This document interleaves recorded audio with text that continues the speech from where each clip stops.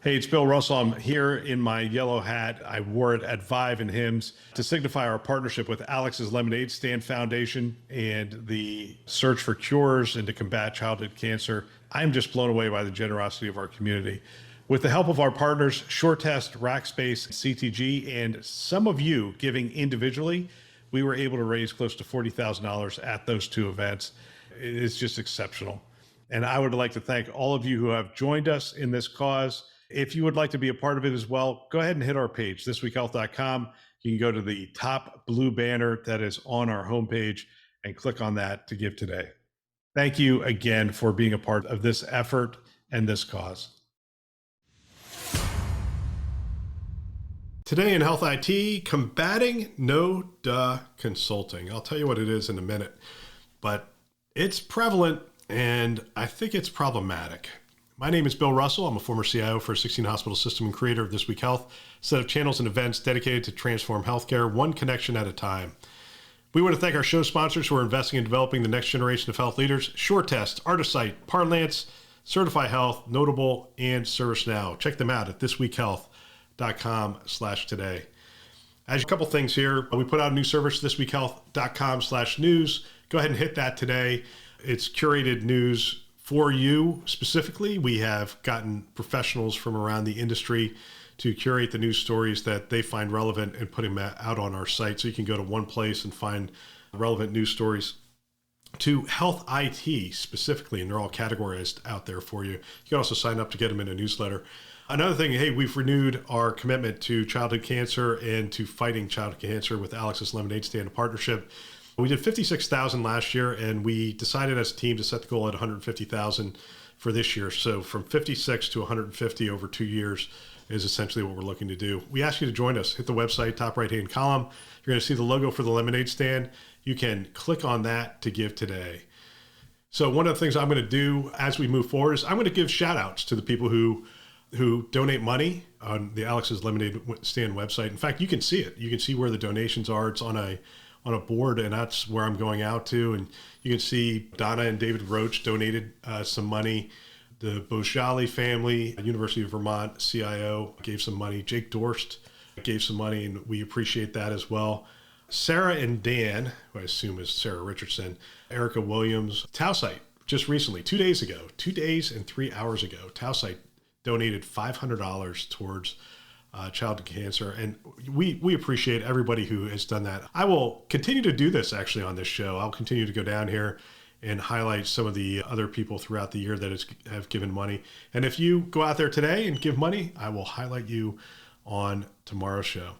All right, one last thing, and then we'll get to it. Share this podcast with a friend or colleague. Use it as foundation for daily or weekly discussions on topics that are relevant to you and the industry. If you don't know what that is, it's called mentoring. That's what I used to do is find a podcast or a set of articles, and I would have the person I was mentoring read those. I would have them talk to me about what they were getting out of it. I would talk to them about what I got out of it. And that's just a form of mentoring, of molding the minds of the next generation. Just something you could do with this show. Hey, do it with any show. Do it with Ed Marks' show. Do it with, do it with the webinars over there at Health System CIO. Whatever you think is great content, do that with them. I'm all for however you want to mentor the next generation of health leaders. Today, we're going to be taking a look at Deloitte's 2024 Outlook for Healthcare, Planning for the Future of Health, Top Trends for 2024. We're going to be looking at a bunch of these articles over the next couple of weeks because they're everywhere.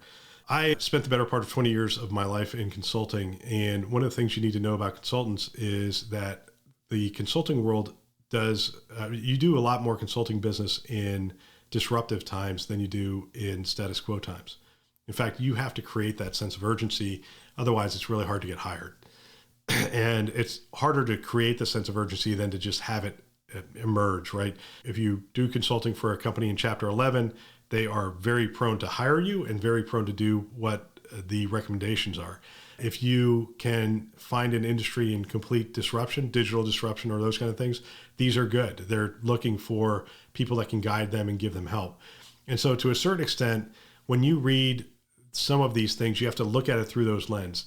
The Deloittes of this world, the Accentures and the others, they make a living off of essentially when there is a need for answers in the industry and you will go out and hire them because they do a lot of studies. They work with a lot of different organizations.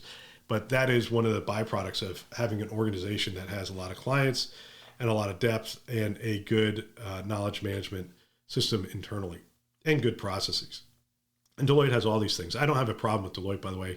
They were my internal auditor at St. Joe's, and they were a great firm. Like any firm, if you provide them really good leadership, they provide you really good results. If you provide them poor leadership, they generally will give you poor results, no matter how good of a firm they are. It does require good leadership internally, just like any other project that you kick off. I want to take a look at their 5 trends. We had a thing called No Duh Consulting. And before we went in and gave a presentation to an executive team, we would have to give it internally to our team. And if we were to say the title of a slide or hey, we have 5 trends, and we put it up there and somebody would say, no duh, then we knew we had to go further. We knew we had to find the insight that would make them say, oh, I see why that's important. All right. And so we're gonna look at this for some of that. Are we looking at some No Duh Consulting? So here's what they did. They did an industry survey, and they got a lot of stuff back, and a lot of people are a little negative on 2024, actually a lot negative on 2024. It's a pretty significant decrease even from 2023. Now, the people in 2023 who thought it was going to be good were probably wrong. And who knows, maybe the people who think it's going to be bad in 2024 could be wrong. Who knows? But let's see what they have. 5 factors likely to shape healthcare in 2024. Let's see. Many healthcare leaders understand that the status quo is not sustainable. Here are 5 factors that we expect will continue to reshape the healthcare sector in the year ahead. By the way, that's their point of view. The status quo is not sustainable. That's important to understand. What they're saying is things have got to change because we can't continue on this path. And they're saying that the industry agrees with this. M&A and consolidation and convergence. Now, if I were to just put that up on the slide and that's the title, that would be a no duh slide, because M&A, consolidation, and convergence has been on every trend for every year since I've been in healthcare, and probably could go back 20 years before that, and it was on every trend. And the reason is it's just a highly fragmented industry, and you're always going to have M&A going on. You're always going to have consolidation and convergence.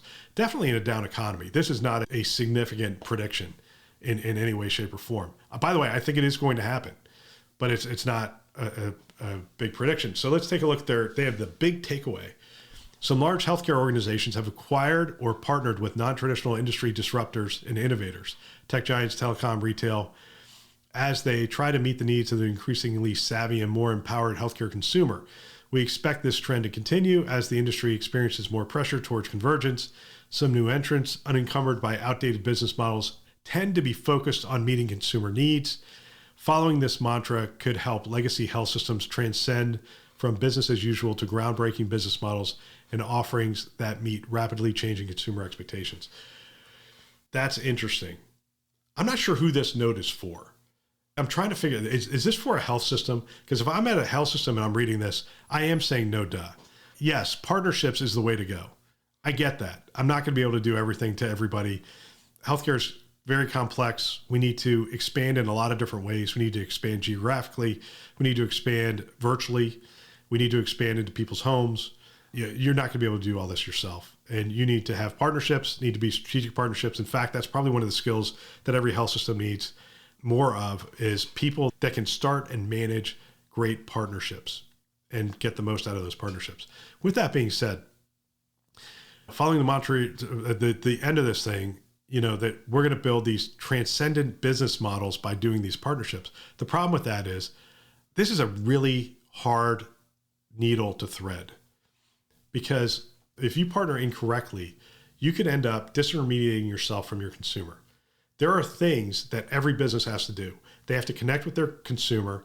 They have to create experiences for those consumers that make them want to continue to be a consumer. So you create more personal experiences, you create better outcomes for them, you reduce friction, all those things is how you do that. Now, the tech companies are really good at that. The retail companies are fairly good at that. They know how to reach these people. They know how to get in touch with them. Their marketing is far more savvier than any health system that I know of out there that's doing this. And so if you partner in the wrong way and they can figure out a way to get in between you and the consumer and take over that space, it might feel good because you all of a sudden have all these new capabilities, but they're not really your capabilities.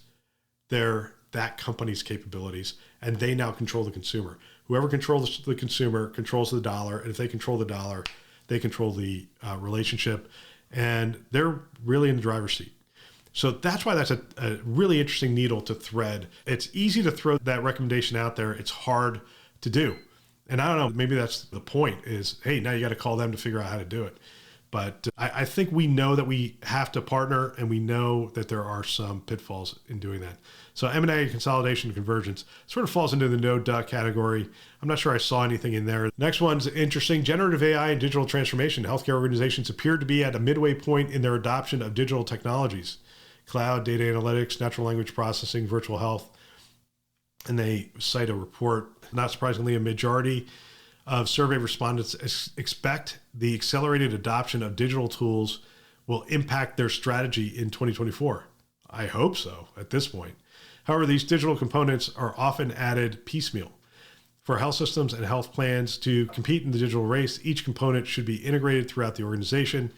Surveyed healthcare executives agree that generative AI has the potential to address many of the sector's most vexing issues: access, patient wait times, claims, staff burnout, and could revolutionize the way healthcare is delivered. Let's see.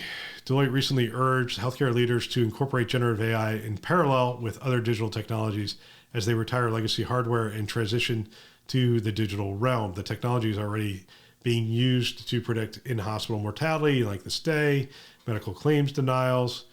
That's not generative AI, it's more machine learning and other AI models. But regardless, at the same time, many consumers are already turning to generative AI to help make decisions about their health and well-being, to locate clinicians, learn about medical conditions, understand treatment options.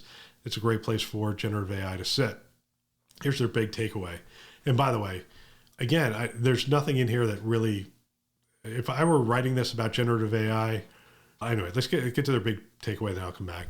Consolidation often leads to significant technical debt as organizations try to integrate disparate IT systems. The challenge is expected to become more complex with continued industry convergence.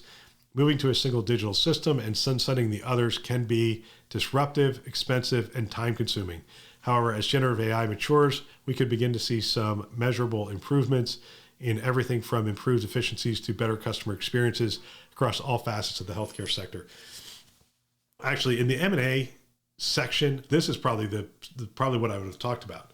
I would have probably talked about the tech debt aspect of this, and that the organizations that have a very aggressive strategy of consolidation following a merger or acquisition are going to be the winners. It makes no sense. You're eventually going to get there. It's going to be 10 years, it's going to be 5 years, it's going to be 2 years. It might as well be 2 years. You might as well just completely rip off the Band-Aid, decide what you're going to do, and get there as quickly as possible. We highlighted that, I think it was Bon Secours Mercy. After one of the JP Morgan events, their CEO talked about just that strategy within 60 days, identifying the core systems and moving to those core systems. And it's hard to do. It takes leadership, it takes strong leadership to do it. You're going to get there in 10 years anyway. You might as well get there in 2 and then start to reap some of the benefits. And yes, there are challenges, but if you're going to do the M&A, you could price that into the M&A as you move forward. And I think that aggressive strategy is one that has to be taken with regard to mergers and acquisitions. And a lot of organizations move way too slow in this. So if you're in that space, if I were going to talk about generative AI, I would say, man, get your experience in places that aren't life and death. Start to figure out how you're going to reallocate your workforce, because a bunch of them are going to be displaced. Not displaced completely. Parts of their job are going to be moved out. Okay, so now what do? You need to find the things that only humans can do and start to retrain your workforce to be generative AI supported and enabled, and be able to do even more and better and higher order tasks than they did before. The other thing is generative AI. I think that the task here is to determine how it's going to emerge. How is generative AI going to emerge? And it's not only generative AI, it's all the AI models, but I think it's going to emerge like the human brain. You are going to have different parts of the brain that do different functions. And what you're going to have over time is you're going to have all this information that's running across this entire ecosystem of AI. And eventually, instead of the middle manager saying, hey, we should do a study on whether we should only have 2 knees for the transplants versus having the 4. I think what you're going to have is the information just constantly running over the AI, and eventually it's just going to spit it out and say, look, we could save $8.5 million a year if we went to 2 knees, these specific knees, which are used by 85% of the orthopedic surgeons, instead of the 4 knees that we currently carry because of the 15% of the orthopedic surgeons that want to use those knees. And if you're willing to do the leadership and go out and have those discussions, you're going to be able to reduce our cost by 8.5 million. I think that's how AI is just going to be sitting there. It's going to be a mesh, a framework in the background. The information is going to run over it, and it's going to start generating insights for us. I need to move on. I'm going too slow here. Workforce talent challenges. More than half of the system. Oh my gosh.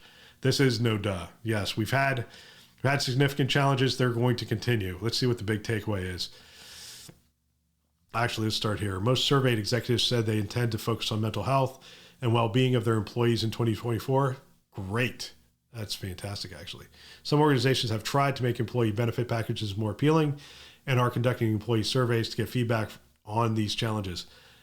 If that's what came out of this, thank God. Most really good health systems have been doing this all along. We did this constantly at St. Joe's. We constantly had feedback sessions and whatnot. Let's see, their big takeaway. As healthcare sector evolves, healthcare leaders should ensure that they are able to retain employees who have skills needed to keep up with the challenging healthcare landscape. They should also try to attract and retain new talent. That is absolutely the worst big takeaway I've ever seen. Workforce talent challenges are going to be big in 2024 is no duh. And their big takeaway is retain your best employees and hire good ones. Come on, your big takeaway on that should be around what we're going to do in order to retain our best employees. What does it look like? What are our best employees moving forward? Have we even thought about that? Maybe what was the best employee before is not the best employee anymore because the technology, the automation is going to start taking over some of these really complex tasks that we used to need a human to sit there and do. But now we have these thinking machines that are able to sit in place there. And now all you need is somebody to look over it and say, yeah, that looks right. That looks okay. And you don't need that high level, deep thinking anymore. So do we even know what our best employees look like? Anyway, I think there's a better big takeaway. Outsourcing and offshoring. Oh my gosh. Every time we have a downturn in the economy, outsourcing and offshoring comes up. Not that I'm against it, by the way. I think selective outsourcing has its place. We've talked about it on the show a lot, especially with regard to security. When you cannot find enough skilled resources to deliver what is required by your system, you have to look at selective outsourcing. Now, complete outsourcing, that's a whole nother game. And what happens in downturns is people go, oh, outsourcing, we could save some money. We can get people who do this better than us. That's usually the argument. There's people who do this better than us. They do it cheaper than us. We should do it. And eventually it costs you more than it costs you to do it internally. And then you insource about 10 years later. This cycle has been going on since I got into the industry. I've been on both sides of this. I've been on the, hey, outsource this side of it. And I've been on the immediately following an outsource to the insource. And it's a debacle either way. What it requires is strong leadership, whether you're going to outsource or insource. And I don't care which you do. You have to have strong leadership who understands how to do these partnerships, how to do these contracts, how to manage these outsource or insource arrangements. By the way, I see people who say, well, you got to outsource programming because health systems can't do programming. And then I talk to these other health systems that have 30, 40 person programming teams doing amazing things. So it's not like it's not possible. If an outsourcer can do it, so can an insourcer do it. So anyway, I'm not a huge fan of this. There appears to be a growing interest in outsourcing and offshoring certain administrative tasks. Yeah, of course. It's actually a lazy management style, quite frankly. It's, hey, look, we can save 30, 40% over the next 2 to 3 years. But the problem is if you extrapolate it over 5, 6, 7 years, that's usually not the case. And then their last thing is affordability and empowered consumers. Big takeaway, healthcare leaders have an opportunity to influence consumer health decisions and potentially drive loyalty and market share by providing digital tools that can help consumers navigate their healthcare journey healthcare organizations might consider offering more affordable treatment options, virtual health, digital tools to help ensure patients continue to get necessary care. Cracking the code could increase stickiness and help ensure loyalty. I'm pretty sure I could have read that in 2015, 16, 17, 18, 19, 20, 21, 22, and 23. So to read it here in 24 is nothing new, and it's a little disconcerting. And look, I'm being a little harsh on Deloitte here because I do expect a lot from them. And if they gave me this presentation in the boardroom, I would push back on them. I'd say I need more details. I need to understand what you think we should be doing. How should we be thinking about M&A and consolidation? I'm not going to engage you until you give me a little bit more of what that means. Generative AI and digital transformation. What do you think it's going to look like? How is it going to emerge in our industry? How is it going to emerge in the call center? How is it going to emerge at the bedside? I'd ask them about workforce and talent challenges. What is a good employee look? What does a good employee look like in what the enterprise is going to look like in 5 years? Should we be looking at different talents and skills? Outsourcing and offshoring. Are you saying we should outsource this whole thing? If so, why didn't we do it 3 years ago? Or why don't we wait for 3 years? And if they can do it better than us, why can't we do it better than we're doing it today? What is it that we're not doing well and not doing right? And do we not have the right players in place to make that happen? And affordability and empowered consumers has been a challenge. But here's the thing I would say to them is prove to me the connection. I have not seen the connection be proven. I believe it. Anecdotally, I believe it. That if we reduce friction and we give them digital tools and whatnot, they are going to be more loyal to us. They are going to come to our system. But I want to see it. I want to see you do a study that this health system implemented these tools and they're more tied in. I know they're tied in because of insurance. I know they're tied in because of specific doctors. I've not seen that be the case with workflow, convenience, and digital tools. I haven't seen it proven. I believe it can be proven because I believe it's true, but I have not seen it. Anyway, again, not being critical of Deloitte. You have to get the word out there. You have to write these kinds of articles. But if they presented this to me, I would ask for more. All right. So don't allow no duh consulting. And if you want to insert your other word, feel free. All right. That's all for today. Don't forget, share this podcast with a friend or colleague. We want to thank our channel sponsors who are investing in our mission to develop the next generation of health leaders. SureTest, Artisite, Parlance, Certify Health, Notable, and ServiceNow. Check them out at thisweekhealth.com/today. Thanks for listening. That's all for now.